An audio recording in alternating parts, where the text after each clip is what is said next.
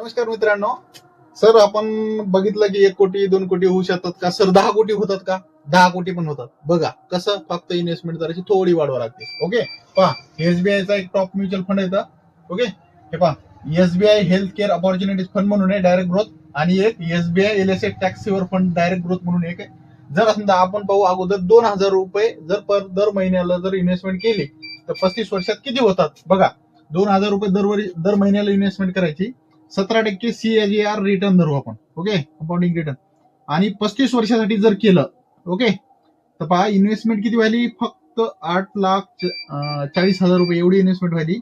आणि maturity value बघा किती, 5,25,24,476 रुपये एवढं होऊ शकते. किती, 17% रिटर्न आलं तर एखादा 2% कमी जरी धरला तर हे अमाऊंट चेंज होऊ शकते. पण अपॉर्च्युनिटीज फंड म्हणून आहे हे. हेल्थ केअर म्हणजे हे याच्यात फार्मास्युटिकल कंपन्या येतात. ओके, इलेसए टॅक्सवर फंड आहे, आणि याच्यात हे ना 3 वर्षाचा लॉक इन पिरियड असते.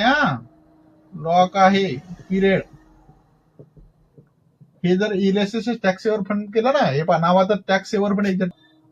एकदा जर आज जर पैसे टाकले तर 3 वर्षाचा लॉक पिरियड असं याच्यातले काढता येतात नाही. बाकीच्या याच्यातले आज गुंतवले आणि उद्या तुम्ही काढू शकता. ओके, कधी पण काढू शकता. हे पहा हेल्थ केअर म्हणजे याच्यात फार्मास्युटिकल कंपन्याच आहेत. ज्यात जर 4,000 रुपयाची जर एसआयपी केली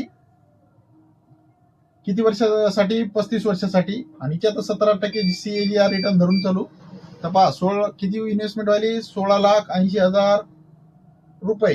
16,80,000 रुपये. आणि मॅच्युरिटी व्हॅल्यू किती व्हायली, 10,51,08,952 एवढा कॉर्पस तयार होते भाऊ. जर समजा करायची, जर मन लावून जर एसआयपी केली ना, तर किती, 4,000 रुपये दर महिन्याला इन्व्हेस्टमेंट करावं लागते, तेव्हा एवढा कॉर्पस तयार होऊ शकते. नाही तर असं करा, 4,000 जागी 4,000 तुम्हाला दर महिन्याला एसआयपी करायची असं, तर हिच्यात 1,000 टाका, हिच्यात 1,000 टाका, दुसऱ्याच्यात 1,000 टाकून द्या, 4 फंड करा.